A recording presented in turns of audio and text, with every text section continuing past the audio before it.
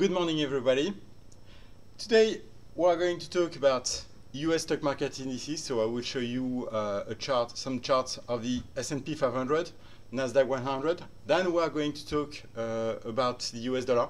So I'm going to update my scenario with new technical elements coming in. Then we are going to end with an update of the technical scenario on the Euro Stock 50. First chart, S&P 500. So an update compared to what I told you in previous weeks. So the scenario, the big picture scenario, is basically unchanged on my side.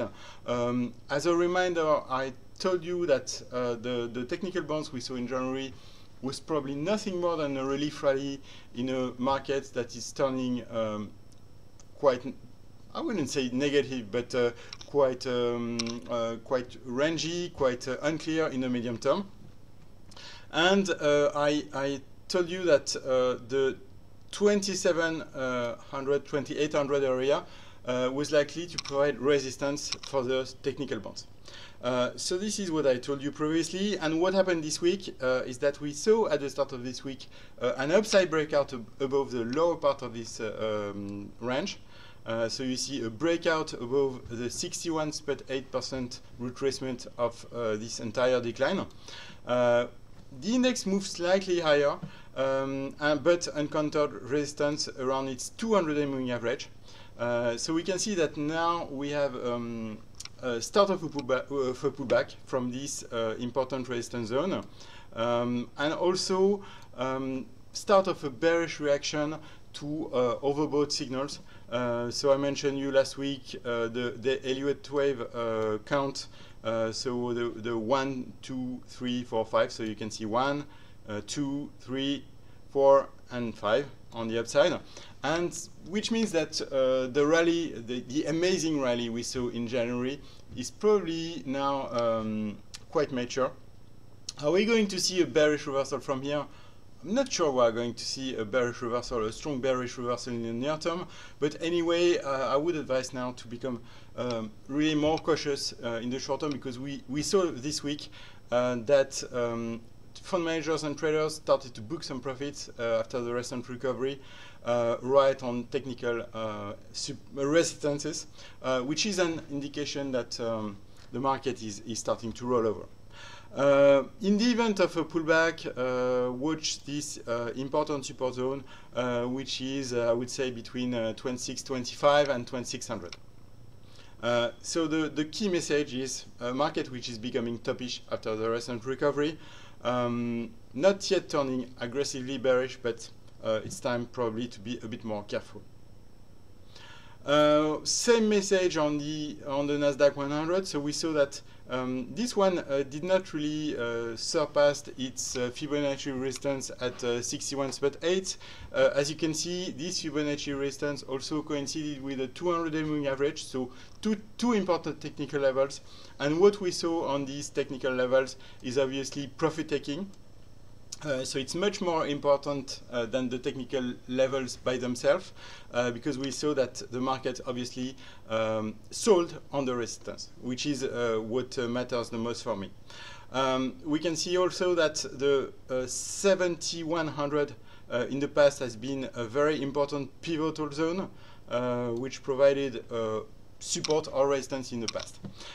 So the key message is we are getting close to an important support zone. Are we seeing a top or not? It's too early to say, but now the market is going to become a bit more nervous, I think, after the recent amazing rally. If we now focus on the US currency, so the US dollar, there are some new technical elements this week. We saw that the euro dollar is unable to make a significant bearish reversal. It's becoming quite obvious. We saw the two technical bounces in less than 2 months on the rising 200-day moving average. So the key message from the market is, okay, each time we have a dip on the dollar index, let's buy some US dollar. And so that's what we are seeing right now. We can also see that the first Fibonacci support around 23.6% retracement of this entire uptrend held. I mean, it was broken, but it was not a meaningful breakdown. So overall, we continue to see strength in the US dollar.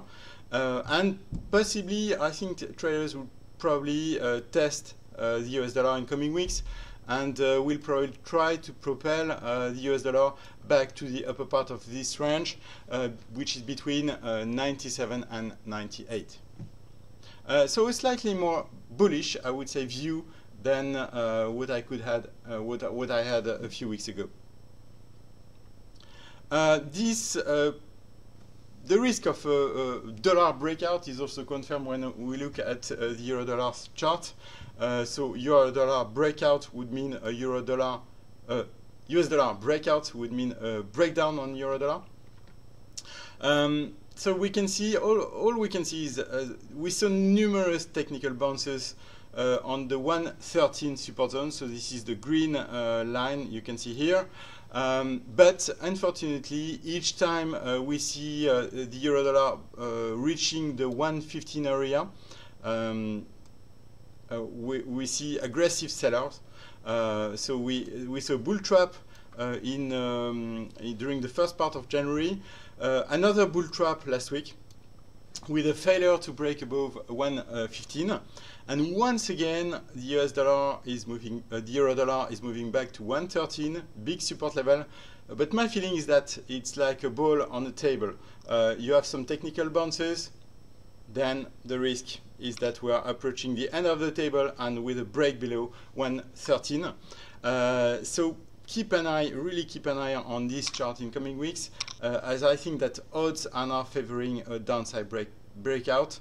All we can say at this stage is that the medium-term outlook is still bearish on euro-dollar, with no meaningful bullish reversal over the last couple of months. So keep an eye on it. I will end with an overview, an update of my technical scenario on the Euro Stoxx 50.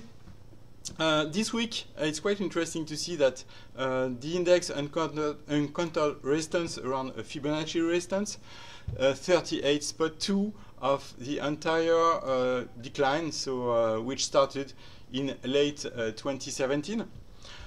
So we can see that overall we are still in my technical scenario is unchanged. We are still in a bear market rally.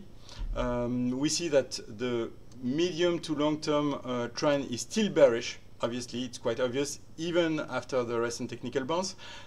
This technical bounce is now around 10% compared to the low of December, and 10% is more or less what we saw in the past few years for relief rallies. So this is the last one, with the one which we can compare to the current relief rally.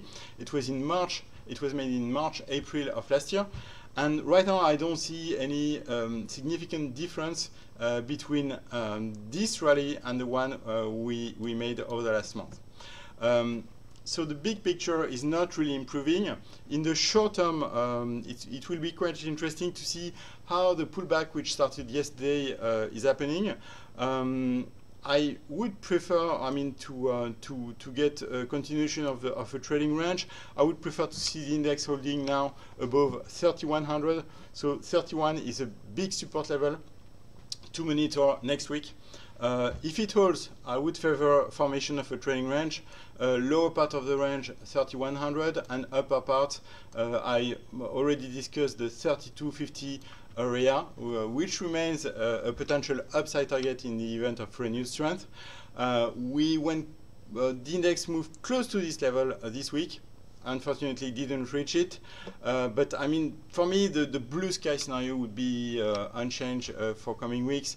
3250 upper part of the range. If we have an excess on the upside, maybe prices can go to 3300, but probably not much higher. So a situation which is becoming a bit mixed. This mixed view is confirmed by market breadth indicator. So here you have, this is a chart I show in my morning mail yesterday. This is the Stoxx 600 and the number of members of the Stoxx 600 trading above their 20-day moving average, 50-day moving average, and 200-day moving average. So it looks like an indication of a short-term trend here, medium-term trend here, and long-term trend here. So the conclusion of this chart is very clear. The short-term and medium-term trend is now bullish, with most stocks trading above their 20 and 50-day moving averages. But we start to see significantly overbought conditions after the recent technical bounce. And on the other hand, the long-term trend is quite poor, is quite negative. We saw in December that the number of stocks trading above their 200-day moving average dropped to its lowest level since Q1 2016. And what we are seeing right now is probably just a technical bounce, but the medium-term outlook is not good. I see some similarities with what happened here, which means that we made a technical bounce, and the risk would be to experience significant sideways trading, possibly for a couple of months, to build this kind of pattern. So unfortunately at this stage, this would be my positive scenario. The negative one would be a retest of December lows. Promise it's the last chart. If we switch to S&P 500 market breadth, so same indicators on the S&P 500 stocks, you can see the same message. Short-term trend strong but overbought, medium-term trend strong but overbought, and long-term trends are not so good. It's a bit better than what we saw in Europe, because the indicators, so there are more than 50% of stocks on the S&P trading above their 50-day moving average now. But as you can see, in December, there were less than 20% of stocks trading above their 200-day moving average, which is the lowest level since late 2015, early 2016. And what we are seeing right now could be something similar to what we saw, especially in late 2015. So this is a relief rally we saw. I see some similarities with this relief rally, which means that the risk is to see sideways trading for a while, or even a retest of the previous lows. Thank you very much for listening, and have a very good day.